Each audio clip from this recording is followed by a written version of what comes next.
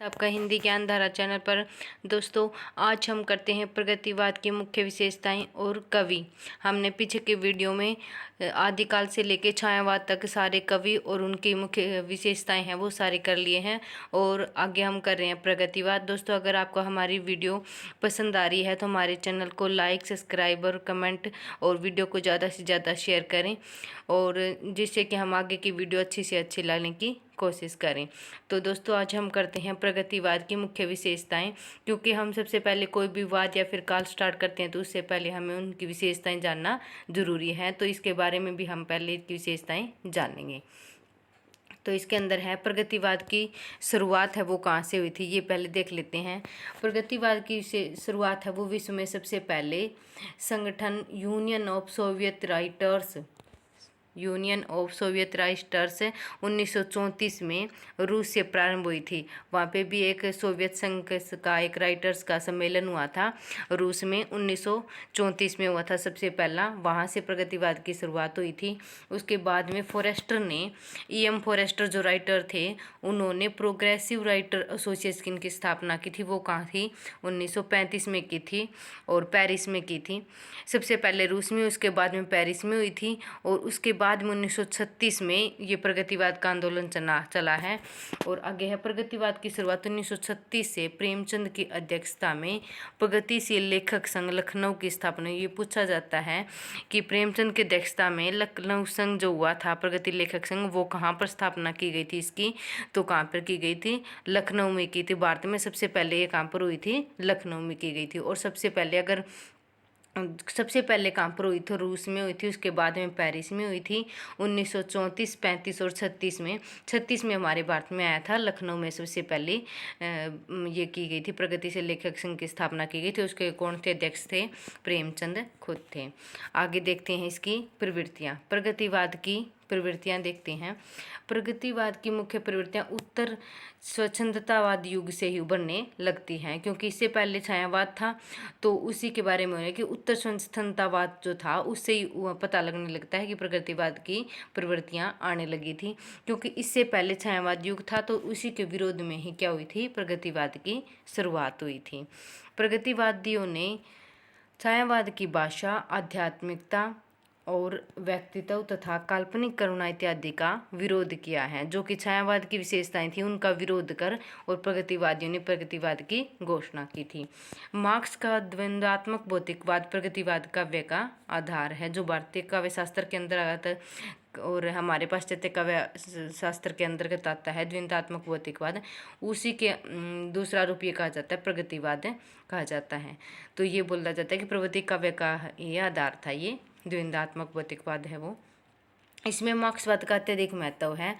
इसके अंदर समाज का महत्व व्यक्ति की तुलना में अधिक दिया गया है। इसके अंदर समाज का महत्व अधिक दिया गया है, न कि व्यक्ति का। और आगे जो प्रयोगवाद आएगा उसके अंदर व्यक्ति की ज़्यादा महत्ता दिखाई गई है। प्रगतिवाद के अंदर क्या है? समाज की महत्ता ज़्यादा दिखाई है। प्रगतिवाद के अंदर राजनीतिक व्यंग्य काफ़ी मात्रा में है, और इसके अंदर युग चेतना की कविताएं शामिल हैं। ये सारी इसकी विशेषताएं हैं, एक एक करके वो पूछी भी जाती हैं, सारी रिपीट होती रहती हैं, तो ये ध्यान से देखनी है। आगे है प्रगतिवाद में यथार्थ के आर्थिक पक्ष पर सबसे अधिक बल दिया गया है। जो हमारा यथार्थवाद है उसके आर्थिक पक्ष पर सबसे अधिक बल दिया गया है। और राजनीति के क्षेत्र में जो समाजवाद है, साम्यवाद की विचारधारा है, वही साहित्य के क्षेत्र में क्या है? प्रगतिवाद है। जो राजनीति के क्षेत्र में समाजवाद माना जाता है उसी को साहित्य के क्षेत्र में क्या माना जाता है? प्रगतिवाद वह कहलाता है। सुमित्रानंद पंत की युगांत है वो छायावाद के अंत की घोषणा है। युगांत तो क्या कहा जाता है? ये छायावाद के अंत की रचना मानी जाती है। और युगवाणी है वो क्या बोली जाती है? प्रगतिवाद की युग की वाणी कहा है सुमित्रानंद पंत ने। पंत जी ने रूपाभ नामक पत्रिका में अपने प्रगतिवादी विचारों को स्पष्ट किया। सबसे पहले उन्होंने पंत जी ने रूपाभ नामक पत्रिका थी इनकी, उसके अंदर अपने प्रगति विचार है वो स्पष्ट किए हैं।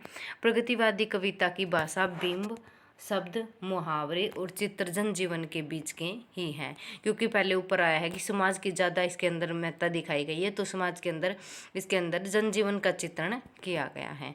उनकी शैली उपदेशात्मक है और प्रगतिवादी काव्य जनजीवन की आंखों देखो वर्णन जैसी स्थितियाँ बयां करती हैं। तो इससे बस ये सारे इसे कंक्लूजन ये निकलता है कि समाज की महत्ता इसमें ज़्यादा दिखाई गई है।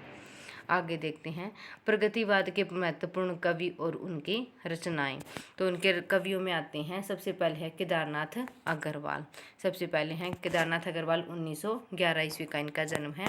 नागार्जुन 1911 ईस्वी के हैं। शिवमंगल सुमन है 1915 ईस्वी और तिलेचन है 1917। ये ही ज़्यादा महत्वपूर्ण कवि हैं प्रगतिवाद के, और चार ही हैं ये। आगे देखते हैं, सबसे पहले केदारनाथ अग्रवाल है, इनके बारे में देख लेते हैं। केदारनाथ अग्रवाल ब्रिज भाषा में कविता रचते थे और सवैया छंद में लिखते थे। वे बालिंदु उपनाम से भी रचनाएं करते थे। इनके उपनाम है वो पूछे जाते हैं, तो केदारनाथ अग्रवाल का उपनाम है वो किया हो जाएगा बालिंदु उपनाम हो जाएगा। केन नदी से लगाव उनके कारण इन्हें केन का कवि भी कहा जाता है। केन पूछा जाता है कि केन का कवि किसे कहा जाता है, तो केदारनाथ अग्रवाल को कहा जाता है। केदारनाथ अग्रवाल की प्राकृतिक रचनाएं बहुत ही ज़्यादा मिलती हैं। प्रकृति के कवि हैं ये, ज़्यादा जनजीवन के चतेरे भी कहा जाते हैं इनको। तो ये केन नदी के कारण इनको ज़्यादातर लगाव था, इसी के कारण इनको केन नदी का कवि और उनको प्राकृतिक कविता भी रचनाकार कहा जाता है, जिनमें प्रकृति चित्रण का संबंधित वितरण है। और उनकी रचनाएं हैं युग की गंगा 1947, नींद के बादल है 1947, लोक और आलोक है 1957, फूल नहीं रंग बोलते हैं 1965। इम्पोर्टेंट रचना है, बहुत बार पूछी जाती है ये, फूल नहीं रंग बोलते हैं। आँख का आईना 1970 है। पंख और पतवार है 1979। हे मेरी तुम है 1981। मार प्यार की थापे हैं 1981। आगे है माँ कहे केदार खरी खरी 1983। और आगे है अपूर्वा है ये 1984। जो सिलाएं तोड़ते हैं 1985। बसंत में हुई प्रथम पृथ्वी है 1996। ये थी केदारनाथ अग्रवाल की रचनाएं जो कि इम्पोर्टेंट है। और आगे है नागार्जुन कवि, कौन से हैं दूसरे, इनका जन्म भी क्या था 1911 का था। नागार्जुन का वास्तविक नाम वैद्यनाथ मिश्र था। इम्पोर्टेंट कवि हैं, दोनों की रचनाएं बहुत बार रिपीट होती है। नागार्जुन की रचनाएं तो हमारे सिलेबस में भी लगी हुई है, और इनको हमारे करना बहुत ही ज़्यादा इम्पोर्टेंट है। यात्री नाम है नागार्जुन का पहला साहित्यिक नाम था। वे ये संस्कृत और मैथिली में रचनाएं लिखते थे। पत्रहीन नगर गाछ है वो मैथिली भाषा में लिखा गया इनका काव्य संग्रह है। पत्रहीन नगर गाछ है वो मैथिली भाषा में लिखा गया इनका काव्य संग्रह है। नागार्जुन को प्रगतिवाद का सलाहकार पुरुष कहा जाता है, इंपॉर्टेंट है ये भी। नागार्जुन को प्रगतिवाद का सलाहकार पुरुष कहा जाता है। इनकी छोटी रचनाओं में प्रेत का बयान है, हरिजन गाथा है, सिंदूर तिलकित बात है, आवरानी है, जनमन के सजग चितेरे हैं, चना जोर गरम है, गुलाबी चूड़ियाँ आदि रचनाएं हैं। और इनकी रचना जो इम्पोर्टेंट ये सारी छोटी रचनाएं हैं इनकी, यहाँ से लेके प्रेत का बयान से लेके और चना जोर गरम है, गुलाबी चूड़ियाँ हैं यहाँ तक है। और इनमें से पूछी जाती है, गुलाबी चूड़ियाँ बहुत बार रिपीट होती है, हरिजन गाथा भी रिपीट होती है, सिंदूर तिलकित बाल है, प्रेत का बयान है। ये सारी इंपॉर्टेंट रचनाएं इनकी छोटी रचनाओं में भी। आगे इनकी जो महत्वपूर्ण रचनाएं हैं, काव्य संग्रह हैं, वो हम देख लेते हैं। इनकी रचनाएं मुख्य हैं, युगधारा है 1953 की, बहुत इंपॉर्टेंट रचना है ये भी। सतरंगी पंखों वाली 1959 है। प्यासी पतराई आंखें 1962 है। बसमानसुर है 1971 है। तुमने कहा था 1980 है। खिचड़ी व पल्लव देखा हमने 1980 है। हजार हजार बाहों वाली 1981 है। पुरानी जूतियों का कोर्स 1983 है। प्रेत का बयान है 1900, ये इनकी डेट नहीं पता है। और यह तुम थी, ये भी इनकी रचना इंपॉर्टेंट है ये सारे। और इनकी जो रचनाएं हमारे पाठ्यक्रम के अंतर्गत लगी है वो रचनाएं हम अलग से करेंगे जब हमारा पाठ्यक्रम स्टार्ट हो जाएगा उसके बाद। अभी तो हम जो काल हमारे इसके अंदर लगे आधुनिक काल के अंदर वो सारे पूरे करके फिर उसके बाद में इनके पाठ्यक्रम में लगी जो रचनाएं हैं कवियों की वो हम स्टार्ट करेंगे। आगे देखते हैं शिवमंगल सुमन। सुमंगल की रचनाएं देख लेते हैं। हिल्लोल हैं, पहली है इनकी हिल्लोल, जीवन के गान, युग का मोल, प्रलय सर्जन, मिट्टी की बारात, इम्पोर्टेंट है और एक बार पूछी भी गई है ये यूजीसी नेट के अंदर।